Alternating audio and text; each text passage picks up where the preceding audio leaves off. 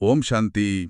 ಪ್ರೀತಿಯ ಆತ್ಮೀಯ ಸಹೋದರ ಸಹೋದರಿಯರೇ, ಮಧುರ ಮಕ್ಕಳೇ ಕಾರ್ಯಕ್ರಮಕ್ಕೆ ಇಂದಿನ ಅಂದರೆ 9/2/2026 ಬಾಬಾರವರ ಮಧುರ ಮುರಳಿ ಮಂಥನಕ್ಕೆ ತಮಗೆಲ್ಲರಿಗೂ ಹಾರ್ದಿಕ ಸ್ವಾಗತ. ಓಂ ಶಾಂತಿ. ಬಾಬಾ ಕೊಟ್ಟ ಜ್ಞಾನರತ್ನಗಳನ್ನು ನೋಡ್ತಾ ಇದ್ದಾಗ ಮನಸ್ಸಿಗೆ ಒಂದು ಲೌಕಿಕ ದೃಶ್ಯ ಬರ್ತಾ ಇದೆ. ಓ, ಹೇಳಿ. ಒಬ್ಬ ಅಪ್ರತಿಮ ಶಿಲ್ಪಿ ಇರ್ತಾನೆ. ಅವನು ಮುಂದೆ ದಾರಿಯಲ್ಲಿ ಬಿದ್ದಿರೋ ಯಾರೂ ತಿರುಗಿ ನೋಡದ ಒಂದು ಆಕಾರವೇ ಇಲ್ಲದ ಒರಟು ಕಲ್ಲು ಬಿದ್ದಿರುತ್ತೆ. ಹೌದು, ಎಲ್ಲರ ಕಣ್ಣಿಗೂ ಅದೊಂದು ಕೇವಲ ಕಲ್ಲು ಅಷ್ಟೇ. ಆದರೆ ಆ ಶಿಲ್ಪಿಯ ದಿವ್ಯ ದೃಷ್ಟಿಗೆ ಆ ಕಲ್ಲಿನೊಳಗೆ ಒಂದು ಸುಂದರವಾದ ದೈವೀ ಸ್ವರೂಪದ ಮೂರ್ತಿ ಕಾಣಿಸ್ತಾ ಇರುತ್ತೆ. ಹೌದು. ಆ ದೃಶ್ಯವನ್ನ ಹಾಗೆ ಮುಂದುವರೆಸಿದ್ರೆ ಆ ಶಿಲ್ಪಿ ಏನ್ ಮಾಡ್ತಾನೆ? ಅವನು ಆ ಕಲ್ಲನ್ನ ಬಹಳ ಪ್ರೀತಿಯಿಂದ ಎತ್ಕೊಂಡು ತನ್ನ ಕಾರ್ಯಾಗಾರಕ್ಕೆ ತರ್ತಾನೆ. ನಿಧಾನವಾಗಿ ಒಂದೊಂದೇ ಏಟನ್ನ ಕೊಡ್ತಾ ಆ ಕಲ್ಲಿಗೆ ಅನವಶ್ಯಕವಾಗಿ ಅಂಟಿಕೊಂಡಿರೋ ಭಾಗಗಳನ್ನ ಬಹಳ ನಾಜುಕಿನಿಂದ ತೆಗೆದುಹಾಕ್ತಾನೆ. ಆ ಕಲ್ಲಿನ ದೃಷ್ಟಿಯಿಂದ ನೋಡಿದ್ರೆ ಬಹುಶಃ ಪ್ರತಿಯೊಂದು ಏಟು ನೋವು ಕೊಡ್ಬೋದು ಅಲ್ವಾ? ಖಂಡಿತ. ನನ್ನನ್ನು ಯಾಕೆ ಹೀಗೆ ಪೀಡಿಸ್ತಾ ಇದ್ದಾನೆ ಅಂತ ಅದಕ್ಕೆ ಅನಿಸ್ಬಹುದು. ಆದ್ರೆ ಶಿಲ್ಪಿಗೆ ಗೊತ್ತು, ಇದು ಪೀಡೆಯಲ್ಲ, ಪರಿವರ್ತನೆಯ ಪ್ರಕ್ರಿಯೆ ಅಂತ. ಹೌದು, ಕೊನೆಗೆ ಜಗತ್ತು ಪೂಜಿಸುವಂತಹ ಒಂದು ದೇವತಾ ಸ್ವರೂಪದ ಮೂರ್ತಿಯನ್ನ ಪ್ರತ್ಯಕ್ಷ ಮಾಡ್ತಾನೆ. ಎಷ್ಟು ಅದ್ಭುತವಾದ ಹೋಲಿಕೆ! ನಮ್ಮ ಸ್ಥಿತಿಯೂ ಹಾಗೇ ಇತ್ತು ನೋಡಿ. ಹೌದು. 84 ಜನ್ಮಗಳ ಚಕ್ರದಲ್ಲಿ ಸವೆದು ಜಗತ್ತಿನ ದೃಷ್ಟಿಯಲ್ಲಿ ಕವಡೆಯ ಸಮಾನ ಆಕಾರವಿಲ್ಲದ ಕಲ್ಲಿನಂತೆ ಜಡವಾಗಿದ್ದ ನಮ್ಮನ್ನ ಜ್ಞಾನಸಾಗರ ತಂದೆ ನೋಡಿದ್ರು. ಅವರು ನಮ್ಮ ಲೌಕಿಕ ಸ್ವರೂಪವನ್ನಲ್ಲ ನೋಡಿದ್ದು. ಇಲ್ಲ, ನಮ್ಮೊಳಗಿನ ಆ ಆದಿ ಅನಾದಿ ದೇವತಾ ಸ್ವರೂಪವನ್ನು ಅವರ ಕಂಡ್ರು. ಇದನ್ನೇ ಇಂದು ಬಾಬಾ ಎಷ್ಟು ಮಧುರವಾಗಿ ಮುರಳಿಯಲ್ಲಿ ತಿಳಿಸಿದ್ದಾರೆ. ಹೌದು. ಇಂದಿನ ಮುರಳಿಯ ಸಾರವೇ, ಮಧುರ ಮಕ್ಕಳೇ, ಬಡವರ ಬಂಧು ತಂದೆ ನಮ್ಮನ್ನು ಕವಡೆಯಿಂದ ವಜ್ರ ಸಮಾನರನ್ನಾಗಿ ಮಾಡಲು ಬಂದಿದ್ದಾರೆ ಅಂದಾಗ ನೀವು ಸದಾ ಅವರ ಶ್ರೀಮತದಂತೆ ನಡೆಯಿರಿ. ಹಾಗಾದ್ರೆ ಆ ಶಿಲ್ಪಿ ನಮ್ಮನ್ನು ಪರಿವರ್ತನೆ ಮಾಡುವ ಮೊದಲ ಹೆಜ್ಜೆ ಯಾವುದು? ಆತ ಮೊದಲು ತನ್ನ ಪರಿಚಯವನ್ನೇ ಕೊಡ್ತಾನೆ. ಹೌದು, ಅದನ್ನೇ ಬಾಬಾ ಇಂದಿನ ಮುರಳಿಯ ಮೊದಲ ಪ್ರಶ್ನೆಯಾಗಿ ಕೇಳಿದ್ದಾರೆ. ಬಾಬಾ ಮುರಳಿಯನ್ನ ಒಂದು ಬಹಳ ಗಹನವಾದ ಆದ್ರೆ ಸರಳ ಅಂತ ಕಾಣೋ ಪ್ರಶ್ನೆಯಿಂದ ಆರಂಭಿಸ್ತಾರೆ. ಮೊಟ್ಟ ಮೊದಲು ನೀವು ಎಲ್ಲರಿಗೆ ಯಾವ ಒಂದು ಗುಹ್ಯ ರಹಸ್ಯವನ್ನು ತಿಳಿಸ್ಬೇಕು. ಹೌದು, ಜ್ಞಾನದಲ್ಲಿ ಎಷ್ಟೆಲ್ಲಾ ವಿಷಯಗಳಿವೆ. ಸೃಷ್ಟಿಚಕ್ರ, ಕರ್ಮ, ಆತ್ಮ. ಹೌದು, ತ್ರಿಮೂರ್ತಿಗಳ ಕರ್ತವ್ಯ ಎಷ್ಟೊಂದಿದೆ. ಆದ್ರೂ ಬಾಬಾ ಇದನ್ನೇ ಮೊಟ್ಟಮೊದಲ ರಹಸ್ಯ ಅಂತ ಯಾಕೆ ಹೇಳಿದ್ರು? ಇದರ ಮಹತ್ವದಾದ್ರೂ ಏನು? ಬಹಳ ಬಹಳ ಮುಖ್ಯವಾದ ವಿಚಾರ. ಯಾಕಂದ್ರೆ ಈ ಸಂಪೂರ್ಣ ಜ್ಞಾನ ಅನ್ನೋ ಒಂದು ದೊಡ್ಡ ಸೌಧದ ಅಡಿಪಾಯವೇ ಈ ರಹಸ್ಯದಲ್ಲಿದೆ. ಅಡಿಪಾಯ ಸರಿಯಿಲ್ಲ ಅಂದ್ರೆ ಮೇಲೆ ಕಟ್ಟಡ ನಿಲ್ಲೋಕೆ ಸಾಧ್ಯವೇ ಇಲ್ಲ. ಉತ್ತರದಲ್ಲಿ ಬಾಬಾ ಹೇಳ್ತಾರೆ, ಬಾಪ್ದಾದಾರವರ ಗುಹೆಯ ರಹಸ್ಯವನ್ನು ತಿಳಿಸಬೇಕು ಅಂತ. ಬಾಪ್ದಾದಾ, ಲೌಕಿಕದಲ್ಲಿ ತಂದೆ ಬೇರೆ, ತಾತ ಅಂದ್ರೆ ದಾದಾ ಬೇರೆ. ಹೌದು. ಸಾಮಾನ್ಯವಾಗಿ ತಾತನ ಆಸ್ತಿ ತಂದೆಯ ಮೂಲಕ ಮಕ್ಕಳಿಗೆ ಸಿಗುತ್ತೆ. ಆದರೆ ಇಲ್ಲಿ ಈ ಸಂಗಮಯುಗದಲ್ಲಿ ಪರಮಪಿತ ಪರಮಾತ್ಮ ಮತ್ತು ಪ್ರಜಾಪಿತ ಇಬ್ಬರು ಒಟ್ಟಿಗಿದ್ದಾರೆ. ಅಂದ್ರೆ ಇದನ್ನ ಸ್ವಲ್ಪ ಬಿಡಿಸಿ ಹೇಳೋದಾದ್ರೆ, ಇಲ್ಲಿ ಬಾಪ್ ಅಂದ್ರೆ ನಿರಾಕಾರ, ಜ್ಯೋತಿಸ್ವರೂಪ, ಪರಮಧಾಮದ ನಿವಾಸಿ, ಶಿವ, ತಂದೆ, ಪರಮಾತ್ಮ. ಸರಿ. ದಾದಾ ಅಂದ್ರೆ ಈ ಸಾಕಾರ ಶರೀರದಲ್ಲಿರುವ ಪ್ರಜಾಪಿತ ಬ್ರಹ್ಮಾರವರ ಆತ್ಮ. ಇವರಿಬ್ಬರ ಈ ಅಲೌಕಿಕ ಸಂಯೋಗ ಇದೆಯಲ್ಲ, ಅದೇ ಬಾಪ್ ದಾದಾ. ಅದೇ ಬಾಪ್ ದಾದಾ. ಈ ರಹಸ್ಯ ಅರ್ಥ ಆದ್ರೆ ಮಾತ್ರ ಮುರಳಿಯನ್ನು ಯಾರು ನುಡಿಯುತ್ತಿದ್ದಾರೆ, ಜ್ಞಾನವನ್ನು ಯಾರು ಕೊಡುತ್ತಿದ್ದಾರೆ, ಆಸ್ತಿ ಯಾರಿಂದ ಸಿಗ್ತಾ ಇದೆ, ಇದೆಲ್ಲ ಸ್ಪಷ್ಟವಾಗುತ್ತೆ. ಇಲ್ಲ ಅಂದ್ರೆ ಗೊಂದಲ ಶುರುವಾಗುತ್ತೆ. ಖಂಡಿತ. ಇದೊಂದು ರೀತಿ ಒಬ್ಬ ಅಂಚೆಯವನು ನಮಗೆ ನಮ್ಮ ತಂದೆ ಕಳಿಸಿದ ದೊಡ್ಡ ಆಸ್ತಿಯ ಪತ್ರ ತಂದುಕೊಟ್ಟ ಹಾಗೆ. ನಾವು ಅಂಚೆಯವನಿಗೆ ಕೃತಜ್ಞತೆ ಸಲ್ಲಿಸ್ತೀವಿ, ಅವನನ್ನ ಗೌರವಿಸ್ತೀವಿ. ಆದ್ರೆ ಆಸ್ತಿಯನ್ನು ಕೊಟ್ಟವನು ನಮ್ಮ ತಂದೆ ಹೊರತು ಅಂಚೆಯವನಲ್ಲ. ಖಂಡಿತ. ಹಾಗೆಯೇ ಬ್ರಹ್ಮ ತಂದೆಯ ಶರೀರ ಅನ್ನೋ ಮಾಧ್ಯಮದ ಮೂಲಕ ಜ್ಞಾನ ಸಿಗ್ತಾ ಇದೆ. ಆದರೆ ಜ್ಞಾನದ ಸಾಗರ, ಆಸ್ತಿಯನ್ನು ಕೊಡುವ ದಾತ, ನಿರಾಕಾರ ಶಿವತಂದೆ. ಈ ಸೂಕ್ಷ್ಮ ವ್ಯತ್ಯಾಸವನ್ನ ಅರ್ಥ ಮಾಡಿಕೊಳ್ಳದಿದ್ರೆ ಅನೇಕರು ಈ ಸಾಕಾರ ಮಾಧ್ಯಮವನ್ನೇ ಭಗವಂತನೆಂದು ಪೂಜಿಸಲು ಆರಂಭಿಸ್ಬಿಡ್ತಾರೆ. ಇದೇ ಕಾರಣಕ್ಕೆ ಬಾಬಾ ಸ್ಪಷ್ಟಪಡಿಸ್ತಾರೆ, ಈ ದಾದಾ ಅಂದ್ರೆ ಬ್ರಹ್ಮಾರವರು ಭಗವಂತನಲ್ಲ ಅಂತ. ಹೌದು, ಮನುಷ್ಯ ಎಂದಿಗೂ ಭಗವಂತನಾಗಲು ಸಾಧ್ಯವೇ ಇಲ್ಲ. ಸಾಧ್ಯವೇ ಇಲ್ಲ. ಭಗವಂತನು ಜನ್ಮ ಮರಣ ಚಕ್ರದಿಂದ ನ್ಯಾಯಾರ. ಆತನೇ ಶಾಂತಿಧಾಮದ ನಿವಾಸಿ. ಹಾಗಾದ್ರೆ ಆಸ್ತಿ ಸಿಗೋದು ಆ ನಿರಾಕಾರ ಶಿವ ತಂದೆಯಿಂದ. ಆದರೆ ಈ ಬ್ರಹ್ಮ ತಂದೆಯ ಶರೀರದ ಮೂಲಕ ಈ ಸೂಕ್ಷ್ಮತೆಯ ಅರಿವೇ ಜ್ಞಾನದ ಮೊದಲ ಹೆಜ್ಜೆ. ಆ ಶಿಲ್ಪಿಯ ನಿಜವಾದ ಪರಿಚಯವಾದ ಹಾಗೆ. ಹೌದು. ಸರಿ, ಆ ಶಿಲ್ಪಿಯ ಪರಿಚಯವಾಯಿತು. ಈಗ ಆತ ಯಾವ ಕಲ್ಲನ್ನು ಆರಿಸಿಕೊಡುತ್ತಾನೆ?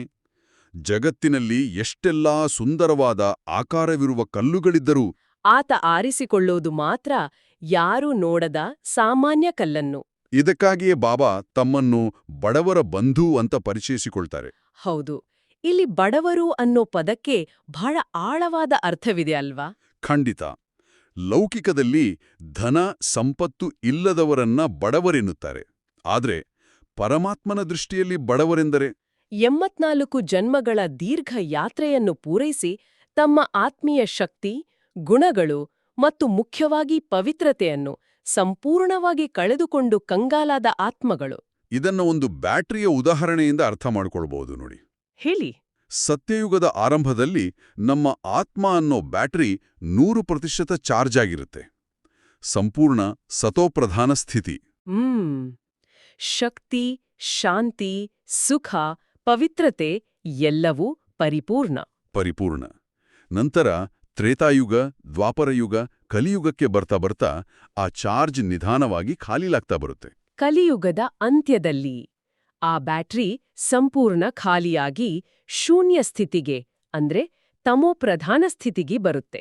ಆ ಸ್ಥಿತಿಯಲ್ಲಿರುವ ನಾವೇ ಆ ಬಡವರು. ಆ ಕಂಗಾಲಾದ, ಕವಡೆಯ ಸಮಾನವಾದ ನಮ್ಮನ್ನು ಬಾಬಾ ಪುನಃ ವಜ್ರ ಸಮಾನ ಡಬಲ್ ಕಿರೀಟಧಾರಿಗಳನ್ನಾಗಿ ಮಾಡ್ತಾರೆ. ಈ ಪರಿವರ್ತನೆಯ ಚಿತ್ರಣವೇ ಎಷ್ಟು ಸುಂದರ. ಹೌದು.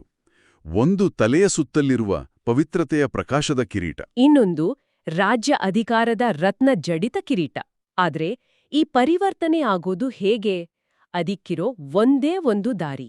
ತಂದೆಯ ಶ್ರೀಮತದ ಮೇಲೆ ನಡೆಯುವುದು. ಬೇರೆ ಯಾವುದೇ ಶಾರ್ಟ್ಕಟ್ ಆಗ್ಲಿ ಸಾಧನವಾಗ್ಲಿ ಇಲ್ಲ. ಹೌದು. ನಾವು ಮೊದಲು ದೇವತೆಗಳಾಗಿದ್ದಾಗ ವಜ್ರಗಳ ಅರಮನೆಯಲ್ಲಿ ವಾಸಿಸ್ತಾ ಇದ್ವಿ, ವಜ್ರಗಳಿಂದ ಆಟ ಆಡ್ತಾ ಇದ್ವಿ ಅಂತ ಬಾಬಾ ಸ್ಮೃತಿ ಕೊಡಿಸ್ತಾರೆ. ಈಗ ಆ ಸ್ಥಿತಿ ಇಲ್ಲ.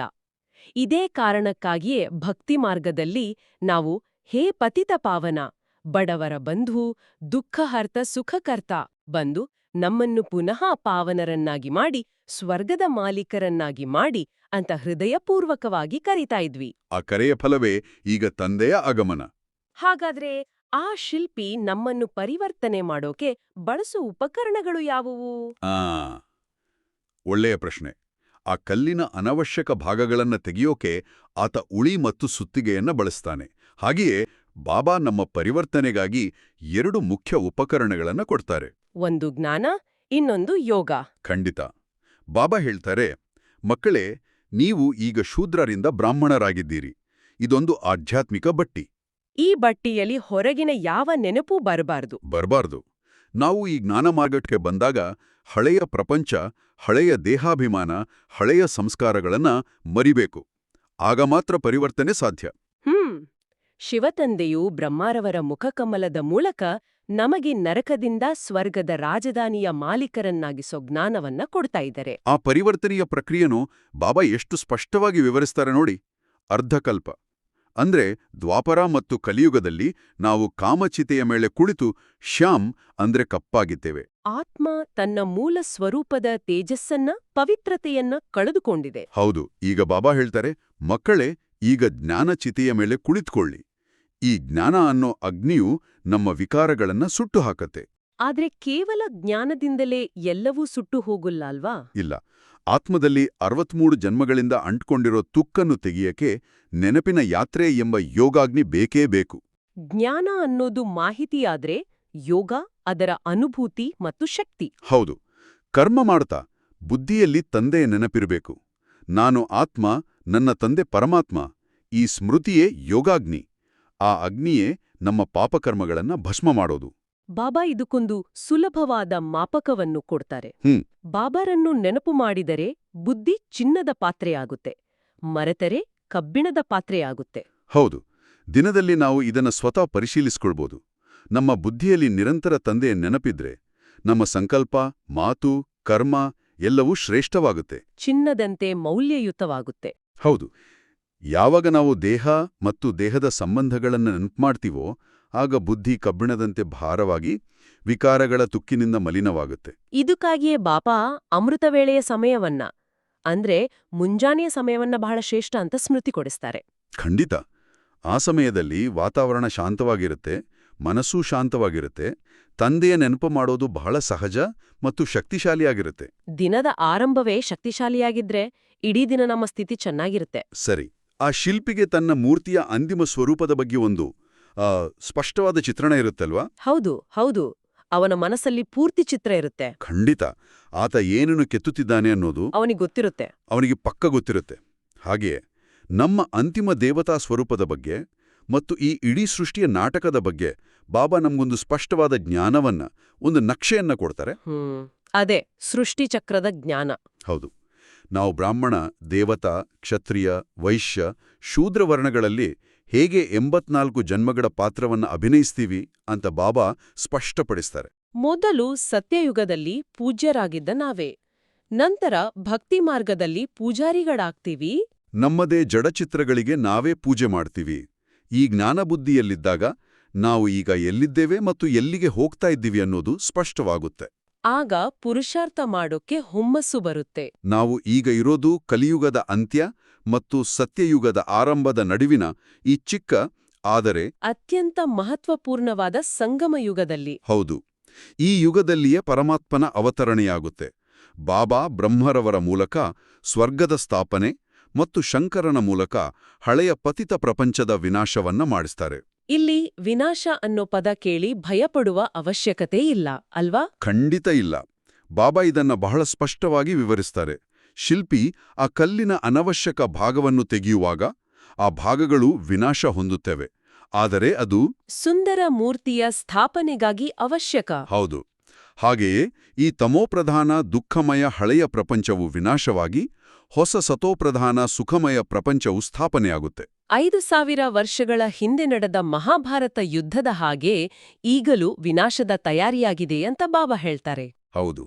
ಈಗಿನ ಕಾಲಕ್ಕೆ ತಕ್ಕಂತೆ ಅಣುಬಾಂಬುಗಳು, ನೈಸರ್ಗಿಕ ವಿಕೋಪಗಳು, ಬೆಂಕಿಯ ಮಳೆ, ಭೂಕಂಪ ಇವೆಲ್ಲವೂ ವಿನಾಶದ ಲಕ್ಷಣಗಳು. ಇದನ್ನ ಕೇಳಿ ನಾವು ಭಯಪಡಬೇಕಿಲ್ಲ, ಬದಲಿಗೆ ಜಾಗೃತರಾಗಿ ನಮ್ಮನ್ನು ನಾವು ಸಿದ್ಧಪಡಿಸ್ಕೊಳ್ಬೇಕು. ಖಂಡಿತ. ಈ ವಿನಾಶಕ್ಕೆ ಮೊದಲು ತಂದೆಯನ್ನ ನೆನಪು ಮಾಡಿ ಯೋಗಾಗ್ನಿಯಿಂದ ನಮ್ಮ ಪಾಪಗಳನ್ನ ಭಸ್ಮ ಮಾಡಿ ಪವಿತ್ರರಾಗಬೇಕು. ಬಾಬಾ ನಮ್ಮನ್ನ ಮನೆಮಠ ಜವಾಬ್ದಾರಿಗಳನ್ನ ಬಿಟ್ಟು ಕಾಡಿಗೆ ಹೋಗಿ ಅಂತ ಹೇಳೋದಿಲ್ಲ. ಇಲ್ಲವೇ ಇಲ್ಲ. ಮಕ್ಕಳೇ ಗೃಹಸ್ಥ ವ್ಯವಹಾರದಲ್ಲಿಯೇ ಇದ್ದು ಕಮಲಪುಷ್ಪದಂತೆ ನಿರ್ಲಿಪ್ತರಾಗಿರಿ ಅಂತಾರೆ. ಮಕ್ಕಳ ಸಂಭಾಳನೆ ಮಾಡ್ತಾ ಈ ಒಂದು ಅಂತಿಮ ಜನ್ಮ ಪವಿತ್ರರಾಗಿ 21 ಜನ್ಮಗಳ ಸುಖದ ಸಂಪಾದನೆ ಮಾಡ್ಕೊಳ್ಳಿ ಅಂತ ತಿಳಿಸ್ತಾರೆ. ಹೌದು. ಇದೊಂದು ಜ್ಞಾನಯುಕ್ತ ಜೀವನ ಶೈಲಿ. ಇಂದಿನ ಮುರಳಿಯ ಈ ಮಂಥನದಿಂದ ಸ್ಪಷ್ಟವಾಗೋದೇನೆಂದರೆ, ಆ ಮಹಾನ್ ಶಿಲ್ಪಿಯಾದ ಪರಮಾತ್ಮ ತಂದೆಯು ನಮ್ಮ ಪರಿವರ್ತನೆಯ ಸಂಪೂರ್ಣ ಜವಾಬ್ದಾರಿಯನ್ನ ತಗೊಂಡಿದ್ದಾರೆ. ಹೌದು. ಅವರು ಯಾರು ಅನ್ನೋ ಬಾಬ್ದಾದ ರಹಸ್ಯವನ್ನ ಅರಿತು ಅವರ ಶ್ರೀಮತದಂತೆ ನಡೆದು ನೆನಪಿನ ಯಾತ್ರೆಯಲ್ಲಿ ಸ್ಥಿತರಾಗಿದ್ರೆ ಕವಡೆಯಂತಿರುವ ನಾವು ವಜ್ರವಾಗುವುದು ನಿಶ್ಚಿತ. ಇದರಲ್ಲಿ ಯಾವುದೇ ಸಂಶಯವಿಲ್ಲ. ತಂದೆಯ ಶ್ರೀಮತ ನಮ್ಮನ್ನು ಶ್ರೇಷ್ಠಾಚಾರ್ಯನ್ನಾಗಿ ಮಾಡುತ್ತೆ, ಸುಖಶಾಂತಿಯ ಜಗತ್ತಿಗೆ ಕರೆದೊಯ್ಯುತ್ತೆ. ಈ ಪರಿವರ್ತನೆಯ ಪಯಣದಲ್ಲಿ ನಾವೆಲ್ಲರೂ ಪರಸ್ಪರ ಸಹಯೋಗಿಗಳಾಗಿ ಜೊತೆಗಿದ್ದೇವೆ. ಇಂದಿನ ಮಂಥನದಿಂದ ಒಂದು ಆಳವಾದ ವಿಚಾರ ಮನಸ್ಸಿಗೆ ಬರ್ತಾ ಇದೆ. ಬಾಬಾ ಜ್ಞಾನಚಿತೆಯ ಮೇಲೆ ಕುಳಿತು ಸುಂದರರಾಗಿ ಅಂತ ಹೇಳಿದ್ರು. ಆ ಶಿಲ್ಪಿಯ ಉಳಿ ಮತ್ತು ಸುತ್ತಿಗೆಯ ಏಟುಗಳನ್ನು ಸಹಿಸಿಕೊಳ್ಳಿ ಅಂದ್ರು. ನಮ್ಮ ದಿನನಿತ್ಯದ ಜೀವನದಲ್ಲಿ ನಾವು ಮಾಡೋ ಪ್ರತಿಯೊಂದು ಸಂಕಲ್ಪ ಮತ್ತು ಕರ್ಮ ಅದು ಆ ಜ್ಞಾನಚಿತೆಗೆ ಸಮಿಧೆಯಾಗುತ್ತಿದೆಯಾ, ಅಂದ್ರೆ ನಮ್ಮ ಪರಿವರ್ತನೆಗೆ ಸಹಾಯ ಮಾಡ್ತಿದೆಯಾ, ಅಥವಾ ತಿಳಿಯದೆಯೇ ಹಳೆಯ ವಿಕಾರಗಳ, ಹಳೆಯ ಸಂಸ್ಕಾರಗಳ ಚಿತೆಗೆ ತುಪ್ಪ ಸುರಿತಾ ಇದೆಯಾ ಅಂತ ನಾವು ಹೇಗೆ ಸೂಕ್ಷ್ಮವಾಗಿ ಪರಿಶೀಲಿಸ್ಕೋಬಹುದು. ನಾವು ಇಂದು ಮುರಳಿಯ ಅತ್ಯಂತ ಪ್ರಾಯೋಗಿಕ ಭಾಗಗಳನ್ನ ನೋಡೋಣ ಅಂತ. ಇಂದಿನ ಅಂಶಗಳು ಒಟ್ಟಾಗಿ ನೋಡಿದ್ರೆ ನಮ್ಮ ಆಧ್ಯಾತ್ಮಿಕ ಜೀವನದ ಒಂದು ಸಂಪೂರ್ಣ ಚಿತ್ರಣವನ್ನೇ ಕಟ್ಟಿಕೊಡುತ್ತೆ ಅನ್ಸುತ್ತೆ. ಅಂದ್ರೆ ನಮ್ಮ ಆಂತರಿಕ ಸ್ಥಿತಿಯಿಂದ ಹಿಡಿದು ನಮ್ಮ ಬುದ್ಧಿಯನ್ನ ಚಿನ್ನದ ಪಾತ್ರ ಮಾಡೋದ್ರಿಂದ ಶುರುವಾಗಿ, ಆಮೇಲೆ ನಾವು ಬೇರೆಯವರನ್ನ ಹೇಗೆ ನೋಡ್ತೀವಿ ಅಂದ್ರೆ ಆ ಪವಿತ್ರ ಹಂಸ ದೃಷ್ಟಿ, ನಂತರ ನಮ್ಮ ಸಮಯ, ನಮ್ಮ ಸಂಕಲ್ಪಗಳನ್ನ ಹೇಗೆ ಬಳಸ್ತೀವಿ, ಮತ್ತು ಕೊನೆಗೆ ಒಂದು ಪರಿವಾರವಾಗಿ ನಮ್ಮ ಸ್ಥಾನ ಏನು ಅನ್ನೋವರೆಗೂ ಹೋಗುತ್ತೆ. ಈ ಎಲ್ಲ ತುಣುಕುಗಳು ಹೇಗೆ ಒಂದಕ್ಕೊಂದು ಹೊಂದಿಕೊಳ್ಳುತ್ತೆ ಅಂತ ನೋಡೋಣ. ಹಾಗಾದ್ರೆ ಮೊದಲಿಗೆ ಧಾರಣೆಯ ಮುಖ್ಯ ಸಾರದಿಂದ ಶುರು ಮಾಡೋಣ ಅಲ್ವಾ? ಖಂಡಿತ. ಇಂದಿನ ಮುರಳಿಯ ಧಾರಣೆಯ ಅಂಶಗಳು ಆ, ನೇರವಾಗಿ ನಮ್ಮ ದಿನನಿತ್ಯದ ಜೀವನಕ್ಕೆ ಸಂಬಂಧಪಟ್ಟಿದ್ದು. ಹೌದು. ಮೊದಲನೆಯ ಅಂಶವೇ ಬಹಳ ಸುಂದರವಾಗಿದೆ, ಆದ್ರೆ ಅಷ್ಟೇ ಸವಾಲಿನದ್ದು ಕೂಡ. ನಿರಂತರ ತಂದೆಯ ನೆನಪಿನಿರಲು ಬುದ್ಧಿಯನ್ನು ಚಿನ್ನದ ಪಾತ್ರೆಯನ್ನಾಗಿ ಮಾಡಿಕೊಳ್ಳಬೇಕಾಗಿದೆ. ಕರ್ಮ ಮಾಡುತ್ತಲೂ ತಂದೆಯ ನೆನಪಿರಲಿ. ಈ ಚಿನ್ನದ ಪಾತ್ರೆ ಅನ್ನೋ ರೂಪಕ ಕೇಳೋಕೆ ತುಂಬ ಚೆನ್ನಾಗಿದೆ, ಆದ್ರೆ ದಿನಕ್ಕೆ 10 ಗಂಟೆ ಕೆಲಸ ಮಾಡುವ ಅಷ್ಟು ಒತ್ತಡದಲ್ಲಿರುವ ಒಬ್ಬ ವ್ಯಕ್ತಿಗೆ ಇದು ಅಸಾಧ್ಯವಾದ ಆದರ್ಶದಂತೆ ಕಾಣಿಸಬಹುದು. ಈ ಪ್ರಕ್ರಿಯೆಯನ್ನ ಶುರು ಮಾಡೋಕೆ, ಓವರ್ವೆಲ್ಮ್ ಆಗದೇ ಇರೋಕೆ ನಾವು ಇಡಬಹುದಾದ ಮೊದಲ ಚಿಕ್ಕ ಹೆಜ್ಜೆ ಯಾವುದು? ಬಹಳ ಪ್ರಾಯೋಗಿಕವಾದ ಪ್ರಶ್ನೆ ಇದು. ನೋಡಿ, ಇಲ್ಲಿರುವ ಅತಿದೊಡ್ಡ ರಹಸ್ಯ ಏನಂದ್ರೆ, ಶುದ್ಧತೆ ಅಥವಾ ಚಿನ್ನದ ಸ್ಥಿತಿ ಅನ್ನೋದು ನಾವು ಒಂದೇ ಸಲಕ್ಕೆ ತಲುಪುವ ಗುರಿಯಲ್ಲ, ಅದೊಂದು ನಿರಂತರ ಅಭ್ಯಾಸ. ನಮ್ಮ ಬುದ್ಧಿಯ ಸ್ಥಿತಿ ಸ್ಥಿರವಾಗಿರಲ್ಲ, ಅದು ಪ್ರತಿಕ್ಷಣ ನಾವು ಮಾಡುವ ಒಂದು ಆಯ್ಕೆ. ಇಲ್ಲಿರುವ ನಿಜವಾದ ಒಳನೋಟ ಅಂದ್ರೆ, ಶುದ್ಧತೆ ಒಂದು ಸಾಧನೆ ಅಲ್ಲ, ಅದು ನಮ್ಮ ಗಮನವನ್ನ ಮತ್ತೆ ಮತ್ತೆ ಬಾಬಾರ ಕಡೆಗೆ ತಿರುಗಿಸುವ ಒಂದು ಅಭ್ಯಾಸ. ನೀವು ಪ್ರತಿ ಬಾರಿ ನಿಮ್ಮ ಆಲೋಚನೆಗಳನ್ನ ವ್ಯರ್ಥದಿಂದ ಹಿಡಿದು ಬಾಬಾರ ಸ್ಮೃತಿ ಕಡೆಗೆ ತಂದಾಗ ನೀವು ಆ ಪಾತ್ರೆಯನ್ನ ಸ್ವಚ್ಛಗೊಳಿಸ್ತಿದ್ರಿ ಅಂತಾನೆ ಅರ್ಥ.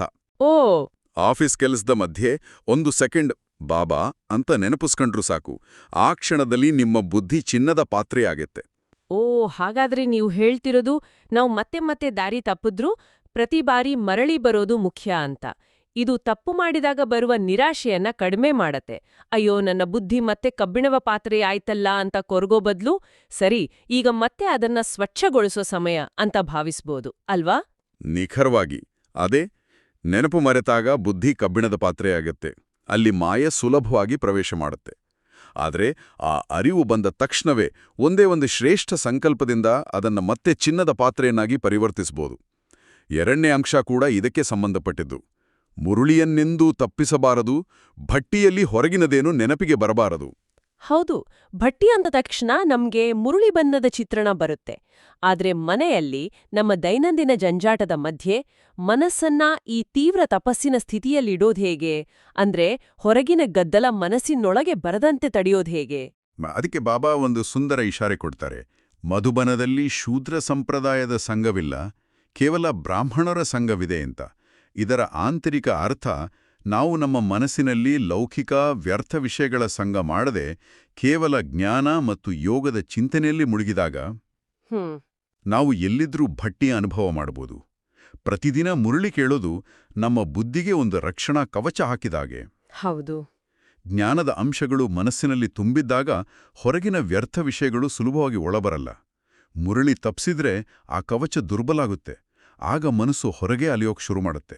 ಆಗ ಭಟ್ಟಿಯ ಅನುಭವ ಸಾಧ್ಯವಿಲ್ಲ. ಅಂದ್ರೆ ನಮ್ಮ ಆಂತರಿಕ ಶುದ್ಧತೆಯನ್ನ, ಆ ಚಿನ್ನದ ಪಾತ್ರೆಯನ್ನ ಕಾಪಾಡಿಕೊಳ್ಳೋದು ನಮ್ಮ ಮೊದಲ ಹೆಜ್ಜೆ.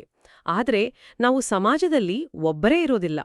ಇತರರೊಂದಿಗೆ ವ್ಯವಹರಿಸುವಾಗ ಈ ಆಂತರಿಕ ಸ್ಥಿತಿ ತಕ್ಷಣ ಪರೀಕ್ಷೆಗೆ ಒಳಪಡುತ್ತೆ. ಇದು ಇಂದಿನ ವರದಾನಕ್ಕೆ ನಮ್ಮನ್ನು ಸರಿಯಾಗಿ ಕರೆದೊಯ್ಯುತ್ತೆ ಅನ್ಸುತ್ತೆ. ಹೌದು, ನಮ್ಮ ಪುರುಷಾರ್ಥದ ನಿಜವಾದ ಪರೀಕ್ಷೆ ಇರೋದೇ ಸಂಬಂಧಗಳಲ್ಲಿ. ಇಂದಿನ ವರದಾನ ಇದ್ರೆ ಪರಸ್ಪರದಲ್ಲಿ ಒಬ್ಬರಿನ್ನೊಬ್ಬರ ವಿಶೇಷತೆಯನ್ನು ನೋಡುವ ಹಾಗೂ ವರ್ಣನೆ ಮಾಡುವಂಥ ಶ್ರೇಷ್ಠತೆಯಿಂದ ಕೂಡಿದ ಪವಿತ್ರ ಹಂಸಭವ. ಇದು ಕೇಳೋಕೆ ಬಹಳ ಚೆನ್ನಾಗಿದೆ. ಆದ್ರೆ ಕೆಲವು ವ್ಯಕ್ತಿಗಳು ನಿರಂತರವಾಗಿ ಕಷ್ಟ ಕೊಡುತ್ತಿದ್ದಾಗ ಅಥವಾ ಅವರ ನಡವಳಿಕೆಯಿಂದ ನಮ್ಗೆ ನೋವಾಗ್ತಿದ್ದಾಗ ಅವರಲ್ಲಿನ ವಿಶೇಷತೆಯನ್ನ ಮಾತ್ರ ನೋಡೋದು ಒಂದು ರೀತಿಯಲ್ಲಿ ಸಮಸ್ಯೆಯನ್ನ ಗಮನಿಸದೆ ತಳ್ಳಿದ ಹಾಗೆ ಡಿನೈಯಲ್ ತರಹ ಆಗೋದಿಲ್ವಾ? ಇದು ಎಷ್ಟರ ಮಟ್ಟಿಗೆ ಪ್ರಾಯೋಗಿಕ? ಇದು ಅತ್ಯಂತ ಗಹನವಾದ ಪ್ರಶ್ನೆ. ಬಾಬಾ ನಮ್ಮನ್ನ ಮೂರ್ಖರಾಗೋಕೆ ಅಥವಾ ಅಪಾಯಕಾರಿ ನಡವಳಿಕೆಯನ್ನ ಸಹನೆಸಿಕೊಳ್ಳೋಕೆ ಹೇಳ್ತಿಲ್ಲ. ಪವಿತ್ರ ಹಂಸ ಆಗೋದು ಅಂದ್ರೆ ವಾಸ್ತವವನ್ನ ನಿರಾಕರಿಸೋದಲ್ಲ, ಬದಲಿಗೆ ನಮ್ಮ ಗಮನವನ್ನ ಎಲ್ಲಿ ಕೇಂದ್ರೀಕರಿಸಬೇಕು ಅನ್ನೋದನ್ನ ಪ್ರಜ್ಞಾಪೂರ್ವಕವಾಗಿ ಆಯ್ಕೆ ಮಾಡೋದು. ಸರಿ. ವರದಾನದ ವಿವರಣೆಯಲ್ಲಿ ಒಂದು ಅಸಾಧಾರಣವಾದ ಮಾತು ಹೇಳಲಾಗಿದೆ. ಅನ್ಯರ ಬಲಹೀನತೆ ನನ್ನದೇ ಬಲಹೀನತೆ. ಏಕೆಂದ್ರೆ ನಾವೆಲ್ಲರೂ ಒಂದೇ ಪರಿವಾರ, ಒಂದೇ ಮಾಲೆಯ ಮಣಿಗಳಾಗಿದ್ದೇವೆ. ಈ ಒಂದು ಆಲೋಚನೆಯೇ ಎಲ್ಲವನ್ನೂ ಬದಲಾಯಿಸುತ್ತೆ. ಬೇರೆಯವರ ದೌರ್ಬಲ್ಯ ನನ್ನದೆಂದು ಭಾವಿಸೋದು ಹೇಗೆ? ಅದನ್ನ ಸ್ವಲ್ಪ ವಿವರಿಸಿ. ನೋಡಿ, ನಾವು ಯಾರದ್ದಾದ್ರೂ ತಪ್ಪನ್ನ ನೋಡಿದಾಗ ಸಹಜವಾಗಿ ನಮ್ಮ ಮನಸ್ಸಿನಲ್ಲಿ ಒಂದು ಅಂತರ ಸೃಷ್ಟಿಯಾಗುತ್ತೆ. ಅವರು ಕೆಟ್ಟವರು, ನಾನು ಸರಿ ಅನ್ನೋ ಒಂದು ಅಹಂಕಾರದ ಭಾವನೆ ಬರುತ್ತೆ. ನಿಜ. ಆದ್ರೆ ನಾವು ಇವರ ದೌರ್ಬಲ್ಯವೂ ನನ್ನದೇ ಪರಿವಾರದ ದೌರ್ಬಲ್ಯ, ಇದು ನಮ್ಮೆಲ್ಲರ ಮೇಲೂ ಪರಿಣಾಮ ಬೀರುತ್ತೆ ಅಂತ ಭಾವಿಸಿದಾಗ ಟೀಕಿಸುವ ಬದಲು ಸಹಾನುಭೂತಿ ಮತ್ತು ಸಹಯೋಗದ ಭಾವನೆ ಮೂಡುತ್ತೆ. ನಾನೊಮ್ಮೆ ಇದೇ ರೀತಿ ಬಹಳ ಕಷ್ಟಪಡ್ತಿದ್ದೆ. ಒಬ್ಬ ಸಹೋದ್ಯೋಗಿ ನನ್ನ ಕೆಲಸವನ್ನ ಸಾರ್ವಜನಿಕವಾಗಿ ಟೀಕಿಸ್ತಾ ಇದ್ರು. ನನಗೆ ಸಹಜವಾಗಿ ಕೋಪ ಮತ್ತು ಅವರಲ್ಲಿ ತಪ್ಪು ಹುಡುಕುವ ವೃತ್ತಿ ಬಂತು. ಹೌದು. ಆಗ ನನಗೆ ಈ ಪವಿತ್ರ ಹಂಸದ ಮಾತು ನೆನ್ಪಾಯ್ತು. ನಾನು ಒಂದು ಕ್ಷಣ ನಿಂತು ಇವರಲ್ಲಿ ಒಂದು ಒಳ್ಳೆಯ ಗುಣವಾದ್ರೂ ಇರಬೇಕಲ್ಲ ಅಂತ ಯೋಚಿಸಿದೆ. ಆಗ ಹೊಳೆದಿದ್ದು ಅವರಲ್ಲಿ ಕೆಲಸದ ಗುಣಮಟ್ಟದ ಬಗ್ಗೆ ಅತಿಯಾದ ಕಾಳಜಿ ಇತ್ತು, ಆದರೆ ಅದನ್ನು ವ್ಯಕ್ತಪಡಿಸುವ ರೀತಿ ಸರಿ ಇರಲಿಲ್ಲ. ಆ ಒಂದು ಸಕಾರಾತ್ಮಕ ಅಂಶವನ್ನ ಗುರುತಿಸಿದ ತಕ್ಷಣ ನನ್ನೊಳಗಿನ ಶಕ್ತಿ ಸಂಪೂರ್ಣ ಬದಲಾಯಿತು. ನಾನು ಶಾಂತವಾಗಿ ಪ್ರತಿಕ್ರಿಯಿಸೋಕೆ ಸಾಧ್ಯವಾಯಿತು. ಇದಕ್ಕೆ ಬಹಳಷ್ಟು ವಿನಮ್ರತೆ ಬೇಕು. ಬೇರೆಯವರ ದೌರ್ಬಲ್ಯವನ್ನು ನನ್ನದೆಂದು ಒಪ್ಪಿಕೊಳ್ಳೋದು ಅಂದ್ರೆ ನಾನು ಅವರಿಗಿಂತ ಉತ್ತಮ ಅನ್ನೋ ಅಹಂಕಾರವನ್ನು ಬಿಡಬೇಕು. ಇದು ನಿಜಕ್ಕೂ ದೊಡ್ಡ ಸವಾಲು. ಅಂದ್ರೆ ಈ ಅಭ್ಯಾಸ ಅವರಿಗಿಂತ ಹೆಚ್ಚಾಗಿ ನಮಗೇ ಪ್ರಯೋಜನಕಾರಿ, ನಮ್ಮ ಮನಃಶಾಂತಿಗಾಗಿ. ನಿಶ್ಚಯವಾಗಿಯೂ ನಮ್ಮ ವೃತ್ತಿ ಅಂದ್ರೆ ನಮ್ಮ ವೈಬ್ರೇಷನ್ ಬದಲಾದಾಗ ನಮ್ಮ ಸಂಪರ್ಕಕ್ಕೆ ಬರುವ ಆತ್ಮನ ಮೇಲೂ ಅದರ ಸಕಾರಾತ್ಮಕ ಪ್ರಭಾವ ಬೀಳುತ್ತೆ. ಇದುವೇ ಮೌನ ಸೇವೆ. ನಮ್ಮ ಆಂತರಿಕ ಸ್ಥಿತಿ, ನಮ್ಮ ದೃಷ್ಟಿ ಸರಿ ಹೋದ ಮೇಲೆ ನಮ್ಮ ಮುಂದಿನ ಹೆಜ್ಜೆ ನಮ್ಮ ಶಕ್ತಿಯನ್ನ ಹೇಗೆ ಬಳಸ್ತೇವೆ ಅನ್ನೋದರ ಕಡೆಗೆ. ಇದು ಇಂದಿನ ಸ್ಲೋಗನ್ಗೆ ಸಂಬಂಧಿಸಿದೆ. ಹೌದು, ಇಂದಿನ ಸ್ಲೋಗನ್. ಸಮಯವನ್ನು ಉಳಿತಾಯ ಮಾಡುವಂತಹ ತೀವ್ರ ಪುರುಷಾರ್ಥಿಗಳೇ ಸದಾ ವಿಜಯಿಗಳೂ ಆಗಿದ್ದಾರೆ. ಇಲ್ಲಿ ನಂಗೆ ಒಂದು ಗೊಂದಲವಿದೆ. ಲೌಕಿಕದಲ್ಲಿ ಸಮಯ ಉಳಿತಾಯ ಅಂದ್ರೆ ಹೆಚ್ಚು ದಕ್ಷತೆಯಿಂದ ಕೆಲಸ ಮಾಡಿ ಇನ್ನೂ ಹೆಚ್ಚು ಕೆಲಸಗಳನ್ನ ಮಾಡೋದು. ಆದ್ರೆ ಬಾಬಾ ಹೇಳ್ತಿರೋದು ಇದಕ್ಕೆ ತದ್ವಿರುದ್ಧ ಅನ್ಸತ್ತೆ. ಕಡಿಮೆ ಮಾಡೋದು ಅಂದ್ರೆ ವ್ಯರ್ಥ ಆಲೋಚನೆಗಳನ್ನ ಕಡಿಮೆ ಮಾಡೋದು. ಇದ್ರಿಂದ ಆಧ್ಯಾತ್ಮಿಕವಾಗಿ ಹೆಚ್ಚು ಸಾಧಿಸ್ಬೋದು. ನಾನಿದನ್ನ ಸರಿಯಾಗಿ ಅರ್ಥ ಮಾಡ್ಕೊಂಡಿದ್ದೇನಾ? ಸಂಪೂರ್ಣವಾಗಿ ಸರಿ. ಇದು ಆಧ್ಯಾತ್ಮಿಕ ದಕ್ಷತೆಯ ಬಗ್ಗೆ. ಇಲ್ಲಿ ಸಮಯವನ್ನು ಉಳಿಸೋದು ಅಂದ್ರೆ ನಮ್ಮ ಸಂಕಲ್ಪ ಶಕ್ತಿಯನ್ನು ಉಳಿಸೋದು. ನಮ್ಮ ಅತ್ಯಂತ ಅಮೂಲ್ಯವಾದ ಆಸ್ತಿಯಂದ್ರೆ ನಮ್ಮ ಸಂಕಲ್ಪಗಳು. ಒಂದು ವ್ಯರ್ಥ ಸಂಕಲ್ಪ ನಮ್ಮ 10 ಶ್ರೇಷ್ಠ ಸಂಕಲ್ಪಗಳ ಶಕ್ತಿಯನ್ನ ನಾಶ ಮಾಡಬಲ್ಲದು. ಹೌದು. ತೀವ್ರ ಪುರುಷಾರ್ಥಿ ಅಂದ್ರೆ ಪ್ರತಿಕ್ಷಣವನ್ನು ಬಾಬಾನ ನೆನಪಿನಲ್ಲಿ, ಜ್ಞಾನದ ಚಿಂತನೆಯಲ್ಲಿ ಅಥವಾ ಸೇವೆಯಲ್ಲಿ ಸಫಲಗೊಳಿಸುವವರು. ಅವರ ಮನಸ್ಸಿನಲ್ಲಿ ವ್ಯರ್ಥಕ್ಕೆ ಜಾಗವೇ ಇರೋದಿಲ್ಲ. ಒಂದು ಪ್ರಾಯೋಗಿಕ ಉದಾಹರಣೆ ಕೊಡಬಹುದಾ? ಈಗ ಟ್ರಾಫಿಕ್ನಲ್ಲಿ ಯಾರಾದ್ರೂ ನಮ್ಮ ದಾರಿ ಅಡ್ಡಗಟ್ಟಿದಾಗ ಒಬ್ಬ ಸಾಮಾನ್ಯ ಪುರುಷಾರ್ಥಿ ಮತ್ತು ಒಬ್ಬ ತೀವ್ರ ಪುರುಷಾರ್ಥಿ ಸಮಯವನ್ನ ಹೇಗೆ ಉಳಿಸ್ತಾರೆ? ಒಳ್ಳೆಯ ಉದಾಹರಣೆ. ಸಾಮಾನ್ಯ ಪುರುಷಾರ್ಥಿ ಏನ್ ಮಾಡ್ತಾರೆ? ಅವರಿಗೆ ಕೋಪ ಬರುತ್ತೆ. ಇವನಿಗೇನು ಬುದ್ಧಿ ಇಲ್ವಾ, ಎಲ್ಲರೂ ಹೀಗೇನೆ ಅಂತ 5 ನಿಮಿಷಗಳ ಕಾಲ ಅವರ ಬಗ್ಗೆ, ವ್ಯವಸ್ಥೆಯ ಬಗ್ಗೆ ವ್ಯರ್ಥ ಸಂಕಲ್ಪಗಳನ್ನ ಮಾಡ್ತಾರೆ. ಹೌದು. ಆ 5 ನಿಮಿಷಗಳು ಮತ್ತು ಅದರಿಂದ ಉತ್ಪತ್ತಿಯಾದ ನಕಾರಾತ್ಮಕ ಶಕ್ತಿ ಪೂರ್ತಿ ವ್ಯರ್ಥವಾಯಿತು. ಅದೇ ತೀವ್ರ ಪುರುಷಾರ್ಥಿ ಏನ್ ಮಾಡ್ತಾರೆ? ಆ ಘಟನೆ ನಡೆದ 1 ಸೆಕೆಂಡಿನಲ್ಲಿ ಡ್ರಾಮಾ ಅಂತ ಪೂರ್ಣ ವಿರಾಮ ಇಡ್ತಾರೆ. ಬಹುಶಃ ಅವರು ಅವಸರದಲ್ಲಿರಬೇಕು. ಬಾಬಾ, ಆ ಆತ್ಮನಿಗೂ ಶಕ್ತಿ ಕೊಡು ಅಂತ ಒಂದು ಶುಭ ಭಾವನೆಯನ್ನ ಕಳುಹಿಸಿ ತಮ್ಮ ಮನಸ್ಸನ್ನ ಮತ್ತೆ ಬಾಬಾರ ಕಡೆಗೆ ತಿರುಗಿಸ್ತಾರೆ. ಇಲ್ಲಿ ಅವರು 5 ನಿಮಿಷಗಳ ಸಮಯ ಮತ್ತು ಅಗಾಧವಾದ ಸಂಕಲ್ಪ ಶಕ್ತಿಯನ್ನ ಉಳಿಸಿದರು. ಇದೇ ವ್ಯತ್ಯಾಸ. ಇಂತಹ ಆತ್ಮಗಳು ತಮ್ಮ ಶಕ್ತಿಯನ್ನ ಉಳಿತಾಯ ಮಾಡಿ ಮಾಯೆಯ ಮೇಲೆ ಸದಾ ವಿಜಯಿಗಳಾಗ್ತಾರೆ. ಅದ್ಭುತ.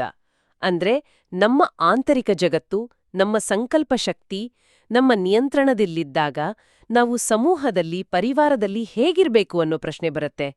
ನಮ್ಮ ವೈಯಕ್ತಿಕ ಪುರುಷಾರ್ಥವು ಸಾಮೂಹಿಕ ಏಕತೆಗೆ ಹೇಗೆ ಕಾರಣವಾಗತ್ತೆ? ಇದು ನಮ್ಮನ್ನ ಇಂದಿನ ಅವ್ಯಕ್ತ ಇಶಾರೆಗೆ ಕರೆದೊಯ್ಯುತ್ತೆ. ಹೌದು. ಏಕತೆ ಮತ್ತು ವಿಶ್ವಾಸದ ಗುಣಲಕ್ಷಣಗಳ ಮೂಲಕ ಸಫಲತಾ ಸಂಪನ್ನರಾಗಿರಿ. ಇದು ಎಲ್ಲದರ ಸಾರಾಂಶ. ನಮ್ಮ ವೈಯಕ್ತಿಕ ಸ್ಥಿತಿ ಎಷ್ಟೇ ಉತ್ತಮವಾಗಿದ್ರೂ ನಾವು ಏಕತೆಯಲ್ಲಿ ಇರದಿದ್ರೆ ಯಶಸ್ಸು ಸಂಪೂರ್ಣವಾಗೋದಿಲ್ಲ. ಇಲ್ಲಿ ಮಾಲೆಯ ಮಣಿಗಳ ಉದಾಹರಣೆ ಕೊಟ್ಟಿದ್ದಾರೆ. 108ರ ಮಾಲೆ ಮತ್ತು 16,000ದ ಮಾಲೆ.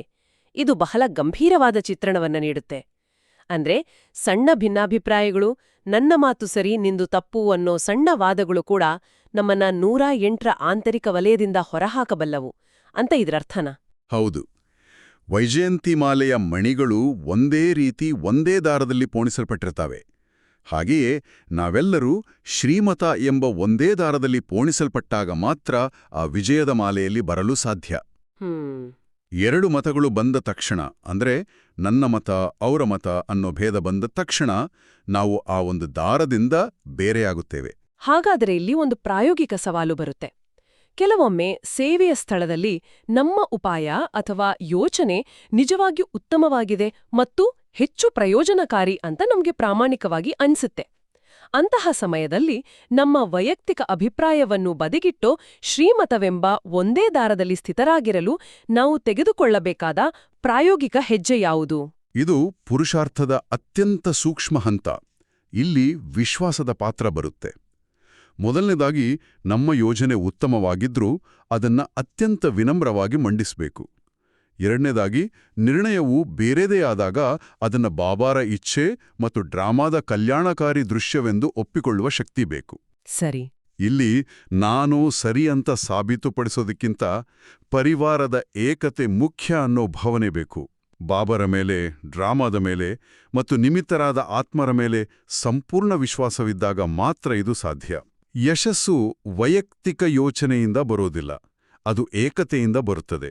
ಶ್ರೀಮತವೆಂಬ ದಾರ ನಮ್ಮೆಲ್ಲರ ಬುದ್ಧಿಯನ್ನ ಒಟ್ಟಾಗಿ ಹಿಡಿದಿಟ್ಟಾಗ ನಾವು ಸಫಲತಾ ಸಂಪನ್ನರಾಗ್ತೇವೆ.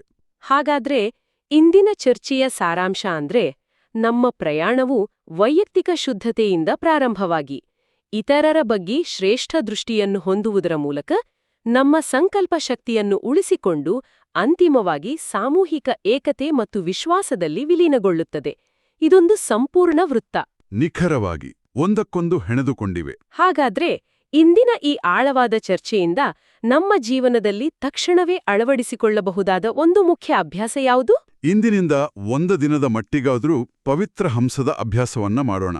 ನಾವು ಭೇಟಿಯಾಗುವ ಪ್ರತಿಯೊಬ್ಬ ವ್ಯಕ್ತಿಯಲ್ಲಿ ಅವರು ನಮಗೆ ಇಷ್ಟವಾಗ್ಲಿ ಆಗದೇ ಇರ್ಲಿ, ಅವರಲ್ಲಿರುವ ಕನಿಷ್ಠ ಒಂದು ವಿಶೇಷತೆಯನ್ನಾದರೂ ಹುಡುಕೋಕೆ ಪ್ರಯತ್ನಿಸೋಣ. ವಾಹ್, ಈ ಆತ್ಮದಲ್ಲಿ ಈ ಒಂದು ಗುಣ ಎಷ್ಟೊಂದು ಚೆನ್ನಾಗಿದೆ ಅಂತ ಮನಸ್ಸಿನಲ್ಲೇ ಶ್ಲಾಘಿಸೋಣ. ಮತ್ತು ದಿನದ ಕೊನೆಯಲ್ಲಿ ಈ ಸಣ್ಣ ಅಭ್ಯಾಸದಿಂದ ನಮ್ಮ ಮನಸ್ಸಿನ ಸ್ಥಿತಿಯಲ್ಲಿ ಮತ್ತು ನಮ್ಮ ಸಂಬಂಧಗಳಲ್ಲಿ ಆದ ಬದಲಾವಣೆಯನ್ನ ಗಮನಿಸೋಣ. ಈ ಅನುಭವವೇ ನಮ್ಮನ್ನ ಮುಂದೆ ಕೊಂಡೊಯ್ಯುತ್ತೆ. ಖಂಡಿತ. ಇದು ನಮ್ಮ ದೃಷ್ಟಿಯನ್ನು ಪರಿವರ್ತಿಸುವ ಒಂದು ಶಕ್ತಿಶಾಲಿ ಅಭ್ಯಾಸ. ಹಾಗಾದ್ರೆ ಬಾಬಾವರ ಪ್ರೀತಿಯ ನೆನಪಿನೊಂದಿಗೆ ಈ ಚರ್ಚೆಯನ್ನ ಮುಕ್ತಾಯಗೊಳಿಸೋಣ. ಮಧುರಾತಿ ಮಧುರ ಅಗಲಿ ಹೋಗಿ ಮರಳಿ ಸಿಕ್ಕಿರುವ ಮಕ್ಕಳ ಪ್ರತಿ ಮಾತಾಪಿತಾ ಬಾಪ್ದಾದರವರ ನೆನಪು, ಪ್ರೀತಿ ಹಾಗೂ ಸುಪ್ರಭಾತ. ಆತ್ಮಿಕ ಮಕ್ಕಳಿಗೆ ಆತ್ಮಿಕ ತಂದೆಯ ನಮಸ್ತೆ. ನಾವೆಲ್ಲ ಆತ್ಮಿಕ ಮಕ್ಕಳ ಪರವಾಗಿ ಆತ್ಮಿಕ ಮಾತಾಪಿತಾ ಬಾಪ್ದಾದರವರಿಗೆ ನೆನಪು, ಪ್ರೀತಿ, ಸುಪ್ರಭಾತ ಮತ್ತು ನಮಸ್ತೆ. ನಮಸ್ತೆ. ಶುಕ್ರಿಯಾ ಬಾಬಾ, ಶುಕ್ರಿಯಾ. ಇಂದಿನ ದಿನವಿಡೀ ನಾವು ಚರ್ಚಿಸಿದ ಈ ಅವ್ಯಕ್ತ ಸ್ಥಿತಿಯನ್ನು ಅನುಭವಿಸಲು ಪ್ರಯತ್ನಿಸೋಣ ಮತ್ತು ಬಾಬಾರವರ ವರದಾನದ ಹಸ್ತ ಸದಾ ನಮ್ಮ ತಲೆಯ ಮೇಲಿದೆ ಎಂಬ ಸ್ಮೃತಿಯಲ್ಲಿರೋಣ. ನಿಜ, ಇಂದಿನ ಈ ಚರ್ಚೆ ಎಲ್ಲರ ಆಧ್ಯಾತ್ಮಿಕ ಪಯಣಕ್ಕೆ ಸಹಕಾರಿಯಾಗಿದೆ ಎಂದು ನಾವು ನಂಬುತ್ತೇವೆ. ಎಲ್ಲರಿಗೂ ಈ ನಮ್ಮ ಮಾತುಕತೆ ಇಷ್ಟವಾದಲ್ಲಿ ದಯವಿಟ್ಟು ಈ ಜ್ಞಾನದ ಅಮೃತವನ್ನು ತಮ್ಮ ಆತ್ಮೀಯರಿಗೂ ಶೇರ್ ಮಾಡಿ.